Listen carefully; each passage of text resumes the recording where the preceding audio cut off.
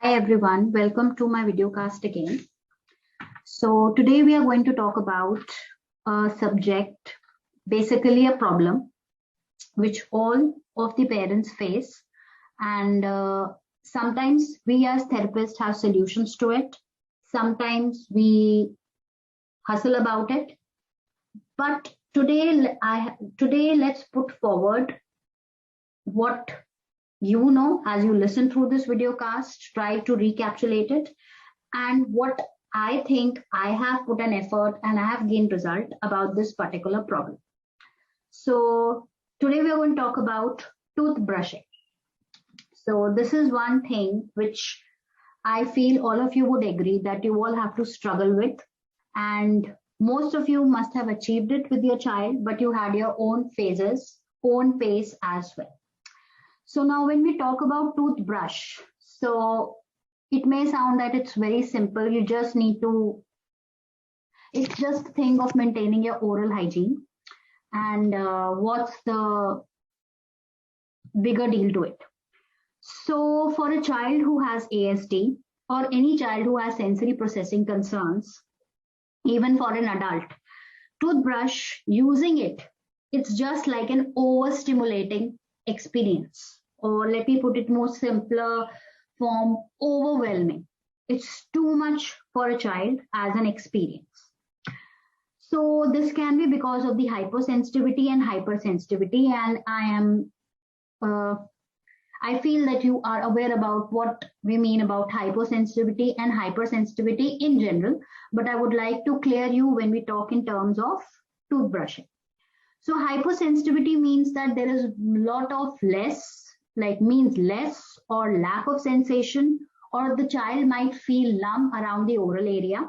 So whenever he is going to go for brushing his teeth, it would increase his level of anxiety. That is why it is an overstimulating experience. Similarly, when it comes for hypersensitivity, again, it means that there is heightened sensation and heightened awareness.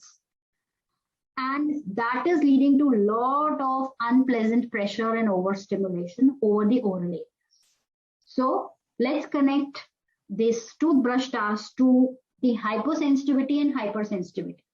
So when you consult with an OT or you go through a neuropediatrician or a PT, they will guide you about it, that whether it's a hypersensitivity or hypersensitivity that your child is facing. But these are the two common precipitating factors which are leading to making toothbrush a skill difficult to go about with. So toothbrushing comes under oral motor skills and oral hygiene. So we put it in both the brackets. Now, how to go about it, how to solve it, how I have contributed in solving it, what my experience is, and you can recapitulate how you have dealt it during the growing days of your child. If your child has ASD, or even if your child had some of the sensory issue and you felt that the toothbrushing was becoming really difficult. So let's go on.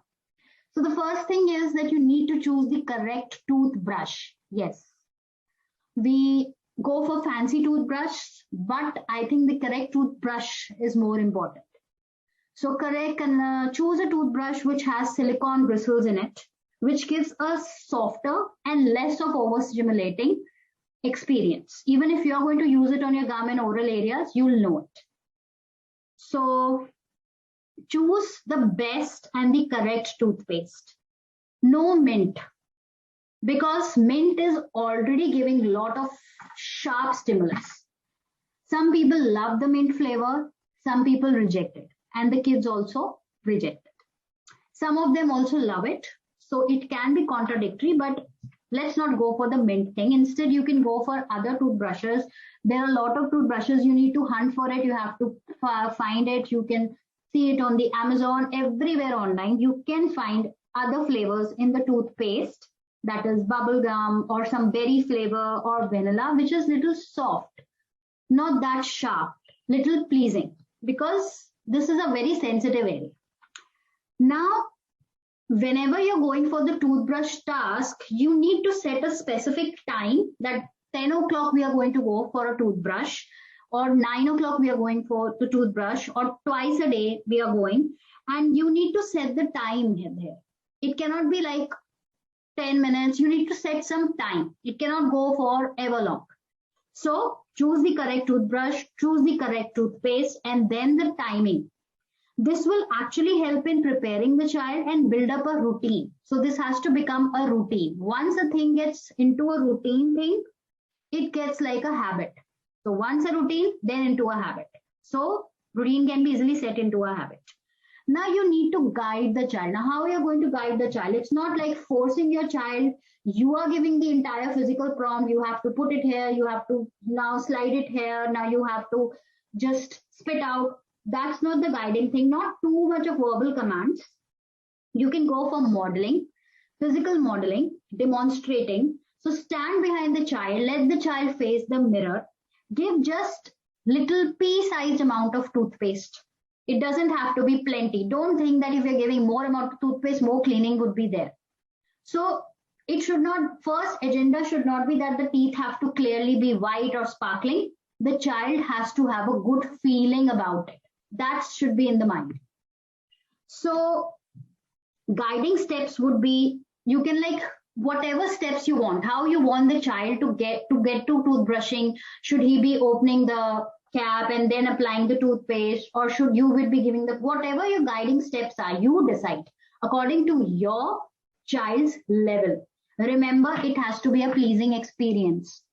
Forget oral hygiene for a minute. Let it be a pleasing experience, because it is also a oral motor skill. It's a sensory experience. So through visuals, through flashcards, or you can do it on your own teeth, as I said, like a physical modeling thing. Or songs are coming with instructions, or you can sing your own song with instructions, record it and play it at that time during the 2 minutes time every day. Now next is, whenever your child has done whatever step, how much he has done. You had 3 guiding steps, he did 1, reward the child for it. Reward doesn't have to be edible. It could be like a simple praise. You are a brilliant girl, you did it. So appreciate what the child did. This does help. Then again, I have talked about social script in my previous video script. So you can use social script also. It's again a storytelling way. Then is props for role play. You can simply draw a face with the big teeth, open mouth, and then you can place a transparent sheet on it. Put some toothpaste on it. Let the child scrub the toothpaste. Let him have the sensory experience. Let him wash away, so that he has this somebody also in the same boat. So those props can be done. Then is for any task, like this is toothbrushing task because we are calling it as an overstimulating experience. For this task or for any other life skill, any other self-care help skill, you can prepare a task analysis sheet. That will actually help you to be in account of, be informed about how much your child has learned the skill, how much easier it is getting, how much difficult it is getting.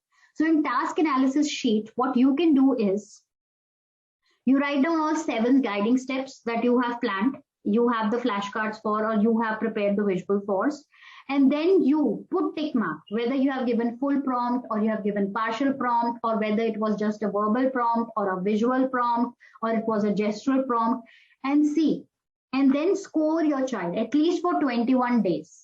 Let the child practice. Make it a pleasing experience.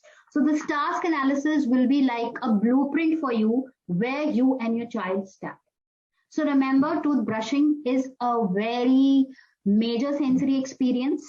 Even when we are brushing and we get hurt on our gums, it's very unpleasing. So be empathetic about it. Oral hygiene is important, but first the pleasurable experience is important. And if you're looking for task analysis sheets or social scripts on any topic or be it on this topic, so we are ready to help you at Verbosity. So that's it for this particular video cast on toothbrush. Thank you so much for listening. See you again. Bye.